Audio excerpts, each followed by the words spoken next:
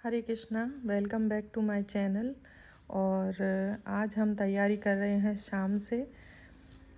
तो शाम के लिए दूध गर्म करके रख दिया है भगवान के भोग के लिए। और ये उत्तपम बनाने के लिए मैंने सूजी भिगो के रख दी है। अभी 1 घंटा पहले सूजी भिगोई है, तो जब तक आरती होगी तब तक ये सूजी भीग कर अच्छे से तैयार हो जाएगी। तो इसको हम अभी रख देंगे, आरती की तैयारी कर लेंगे। तो आरती की थाली लगा लेंगे सबसे पहले, क्योंकि ठाकुर जी की आरती करनी है और तुलसी जी की आरती करनी है, दोनों की आरती करनी है। तो उसके लिए हम एक थाली लगा लेंगे। और इसमें ही ड्रॉअर में मेरे सारे जो पूजा के बर्तन होते हैं, सेवा के जितने भी बर्तन हैं, वो सब यहीं रहते हैं, जो भगवान के भोग लगाने के हैं। और जो भगवान की आरती के बर्तन हैं वो सब इसी के अंदर हैं। तो सारे बर्तन इसी ड्रॉअर के अंदर रखे जाते हैं। ड्रॉअर को बंद कर देंगे, कुछ भी नहीं चाहिए अभी इसमें से। और ये जो धूप होती है, ये धूप बत्ती बहुत बड़ी होती है, तो बहुत टाइम लगता है इसको पूरा होने में। इसीलिए मैं इस तरह से इसे 2 टुकड़ों में कर देती हूँ। पर ये भी आधे घंटे पौने घंटे से कम नहीं जलती हैं, ये भी बहुत लंबे टाइम तक जलती है। और पूरी धूप तो पूरा 1 घंटा जितनी जलती रहती है। तो इसीलिए अभी इन दोनों में बत्तियों को रख के, और जो हमारी आरती की थाली है वो शाम के लिए तैयार हो गई है। सुबह के लिए आरती की थाली ज़्यादा बड़ी तैयार होती है। तो आरती की थाली हमारी तैयार हो गई है। अभी हम आरती करने के लिए चलते हैं। और ये हम चले आरती करने के लिए। तो सबसे पहले हम ठाकुर जी की आरती करेंगे और उसके बाद तुलसी जी की आरती करेंगे। आ जाइए आप सब लोग भी। सबसे पहले आप ठाकुर जी के दर्शन कर लीजिए और उसके बाद हम आरती शुरू करेंगे।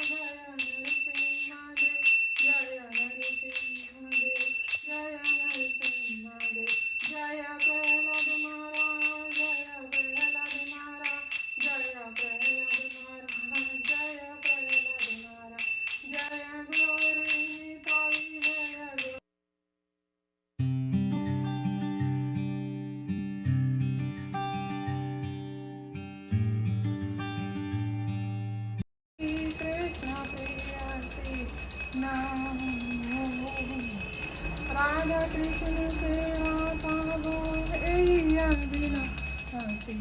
नमो महातुलसी कृष्ण प्रिया से नमो नमः। जय कृष्ण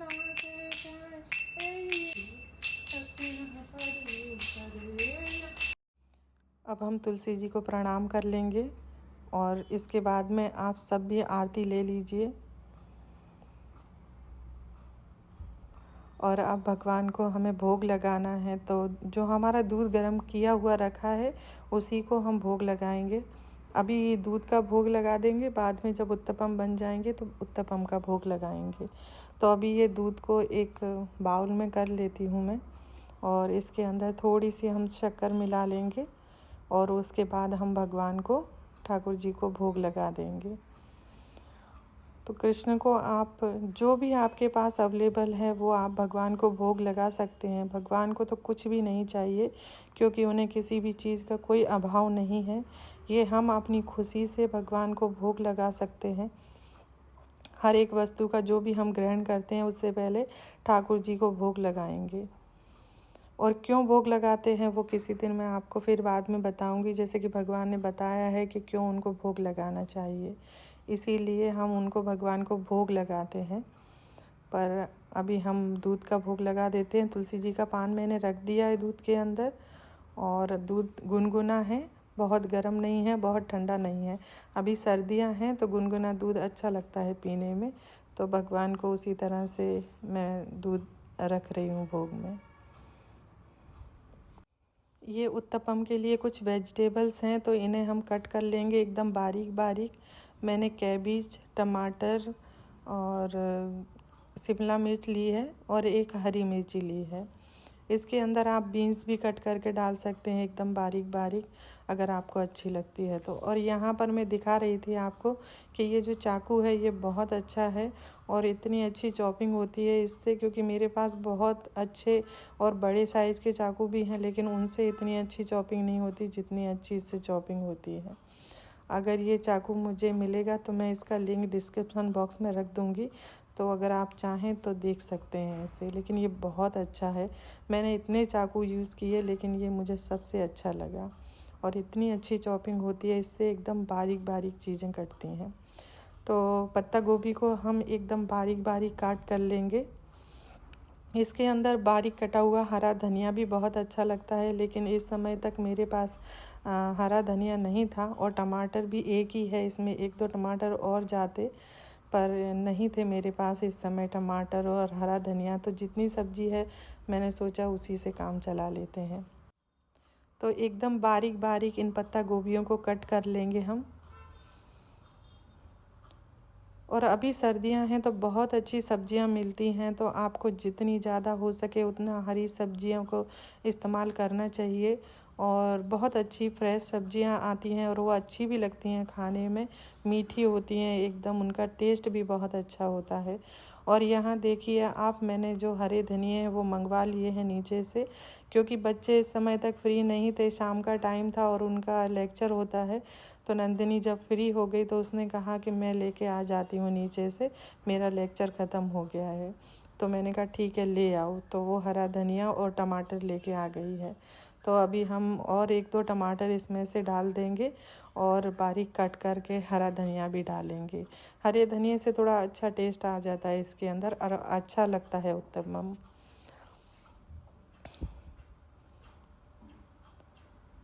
और टमाटर भी इस समय बहुत अच्छे आते हैं, बाकी सभी सब्जियां ही बहुत अच्छी आती हैं इस समय। तो आपको ज़्यादा से ज़्यादा हो सके उतनी हरी सब्जियों को कंज्यूम करना चाहिए। और इन्हें भी बारीक कट करके हम इसके अंदर डाल देंगे, और फिर ये जो हमारी सब्जियां हैं वो तैयार हो जाएंगी उत्तपम बनाने के लिए। और यहाँ पर नंदिनी चटनी बनाने की तैयारी कर रही है, और अभी वो सौंफ पाउडर बना के रख रही है। मैंने कहा सौंफ का पाउडर ख़त्म हो गया है तो वो बना के तुम रख दो, तो उसने अभी सौंफ पाउडर बना के डिब्बी में भर के रख रही है। फिर पिसा हुआ रखा रहता है सौंफ पाउडर, तो हम कभी भी उसे इस्तेमाल कर सकते हैं, तो इसीलिए उससे मैं रखवा रही हूँ। फिर वो चटनी बना देगी और फिर उत्तपम के साथ भगवान को हम चटनी का भोग लगा सकते हैं। और यहाँ पे मैं हरी चटनी जो टमाटर, मिर्ची और हरे धनिए से जो बनती है वही चटनी बना रही हूँ। नारियल की जो चटनी होती है उसे नहीं बनाएंगे। और यहाँ पे हम कई बार बहुत बातें करते हैं, भगवान के बारे में बातें करते हैं। मैं उसे बहुत सारी कथाएं, मैं उससे बहुत सारी बातें सुनाती हूँ कृष्ण के विषय में। वो थोड़े समय मेरे साथ यहाँ रसोई में हेल्प भी करवाती है और भगवान के बारे में भी सुनती है। तो मुझे भी अच्छा लगता है कि उसे इस तरह से जानकारी मिलती है भगवान के बारे में सुनने के लिए, और वो मेरी बहुत हेल्प करवाती है रसोई में। तो जब भी वो फ्री हो जाती है लेक्चरों से तब वो यहाँ आ जाती है और हम दोनों बातें करते जाते हैं और काम करते जाते हैं। और ये सूजी अच्छी तरह से फूल गई है। अभी सूजी के अंदर मैंने 4 कप सूजी ली थी, तो 1 कप मैंने इसके अंदर दही डाला है और पानी डाला है। जैसी कंसिस्टेंसी आप देख सकते हैं, इस तरह की कंसिस्टेंसी इसकी होनी चाहिए। ऐसी कंसिस्टेंसी हो इतना आपको पानी डालना है इसके अंदर। इसकी कंसिस्टेंसी जो है वो बिल्कुल सही हो गई है। तो अब इसमें नमक डाल देंगे। जितना इसके अंदर नमक जाएगा उसके हिसाब से हमें इसके अंदर नमक डाल देना है। नमक डालने के बाद इसे हम फिर से एक बार और मिला लेंगे।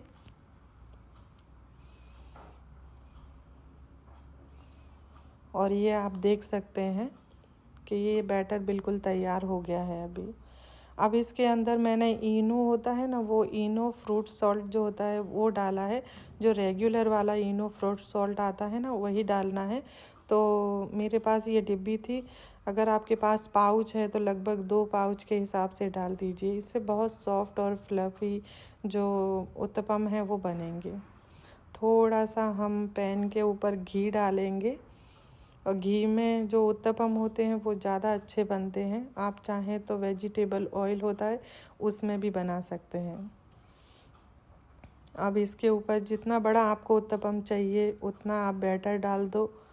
छोटा चाहिए, बड़ा चाहिए, जैसा भी चाहिए आपको वैसा इसके ऊपर बैटर डाल के और फिर इसके ऊपर जो सब्जियां हैं उन्हें डाल दो। देखिए, हम अपनी इंद्रिय तृप्तियों के लिए तो बहुत कुछ बनाते हैं। कई लोगों को हमने कहते हुए सुना है कि जो मंदिर में भोग मिलता है, जो प्रसाद मिलता है, वो हम घर पे बनाते हैं इतनी बार, लेकिन फिर भी उसका स्वाद वैसा नहीं आता है। तो मंदिर का जो भोग होता है उसमें एक अलग ही टेस्ट होता है, एक अलग ही स्वाद होता है। ऐसा क्यों है? क्योंकि वो प्रसाद होता है, वो भोग नहीं होता। जब तक आप भगवान को अर्पण नहीं करते तब तक वो भोग रहता है, और जब आप भगवान को अर्पण करते हैं तब वो प्रसाद बन जाता है। तो उत्तपम को मैंने हाथों से फैला दिया था क्योंकि पतले पतले उत्तपम मुझे पसंद है। उसके बाद मैंने ढक दिया है। 1-2 मिनट धीमी आंच पे रखेंगे, फिर वो तैयार हो जाएगा एक तरफ से सिक के। और ये यहाँ पर हरी चटनी भी तैयार हो चुकी है। नंदिनी ने पीस के रख दी है इसे, अभी वो बाउल में निकाल देगी। और 1-2 मिनट हो गए हैं धीमी आंच पर इस उत्तपम को। नीचे से ये अच्छे से पक गया है। अभी हम इसको पलट देंगे। तो अपनी इंद्रिय तृप्तियों के लिए जब हम बनाते हैं कुछ भी चीज़ें तो उसमें इतना स्वाद नहीं होता है। जब हम भगवान के लिए बनाते हैं तो उसमें बहुत स्वाद होता है, क्योंकि हम तुलसी जी का पत्र रखते हैं इसके अंदर, फिर भगवान को भोग लगाते हैं और उसमें एक अलग ही सुगंध होती है। तो हम जो बनाते हैं अपने घर, हमें तो बिल्कुल वो मंदिर जैसा ही लगता है, क्योंकि हम तो भोग लगा के खाते हैं। आप भी एक बार इसे ट्राई कीजिए, भगवान को भोग लगाइए तुलसी पत्र रख के, और आप अनुभव करेंगे कि बिल्कुल मंदिर जैसा ही प्रसाद है। तो हम तो हर दिन जितनी बार भी हमारे घर कुछ भी बनता है उतनी बार हम भगवान को भोग लगाते हैं और भोग लगा कर ही खाते हैं। चाहे हमारे घर कुछ भी बने, दिन में कितनी बार भी हम बनाएं। तो आपको भी वही करना है। आप कुछ भी खाते हैं तो आपको भगवान को भोग लगाना है और भोग लगा कर ही उसे ग्रहण करना है। तो यहाँ पर एक उत्तपम तो तैयार हो गया है, दूसरा उत्तपम भी सेक लेते हैं। और वो चम्मच जो थी मैं जिससे बैटर डाल रही थी वो छोटी थी, इसीलिए मैं इस बड़े चम्मच से बैटर डाल रही हूँ। और चम्मच से डालने में ये जो सब्जियां हैं बहुत टाइम लगता है, इसीलिए हाथों से ही हमें तो काम करना चाहिए। हमें तो हाथों से काम करने की आदत है, इसीलिए जल्दी जल्दी हाथों से ही काम होता है। और इसे हम हाथ से इस तरह से फैला देंगे इस पर। कुछ लोग बस उतना ही छोड़ देते हैं सब्जियां डाल के, उनको जो मोटे मोटे उत्तपम होते हैं वो अच्छे लगते हैं, लेकिन मैं इस तरह से इन्हें फैला देती हूँ। और इसे भी हम बना लेंगे, और जैसे ही ये भी बन जाएगा वैसे ही ठाकुर जी को हम भोग लगा देंगे। तो इसे भी ढक के एक तरफ पका लेंगे, और जैसे एक तरफ ये हो गया है तो इसे मैं दूसरी तरफ पलट के और सेक लूँगी, और उसके बाद में फिर इसे भी निकाल लेंगे हम थाली में। और यहाँ पर ये उत्तपम उठ नहीं रहा था तो मैंने नंदिनी से बोला, उसने कैमरा पकड़ा, फिर उसके बाद मैंने इसे उठाया है। और तुलसी जी के पान के बिना भगवान कभी भोग नहीं लगाते, क्योंकि भगवान को तुलसी जी बहुत प्रिय हैं। इसीलिए हम पहले तुलसी पत्र रखेंगे और फिर ठाकुर जी को भोग लगाएंगे। तो कृष्ण को जब भी आप भोग लगाएं तो तुलसी पत्र अवश्य रखें। एक गिलास जल रखेंगे और उसमें भी तुलसी पत्र रखेंगे। और ये हमारी भोग की थाली तैयार हो गई। कोई मुश्किल नहीं है, बस आप जो भी बनाएं वो भगवान को भोग लगा दें और फिर आप उसे ग्रहण कर सकते हैं। तो ये थाली हम मंदिर में लेके जा रहे हैं और भोग लगा देते हैं। अभी जैसे ही भगवान को भोग लग जाएगा वैसे ही फिर हम इसे प्रसाद के रूप में ग्रहण करेंगे। तो फिर ये हमारा जो प्रसाद है वो ग्रहण करने के लिए तैयार हो जाएगा। और अभी हम भगवान को भोग लगा के पर्दे बंद कर देंगे थोड़ी देर के लिए। फिर ठाकुर जी के लिए 5 मिनट के लिए आप उनके सामने 5-10 मिनट के लिए रखिए और उसके बाद भगवान के सामने से आप इन्हें ले लीजिएगा प्रसाद को।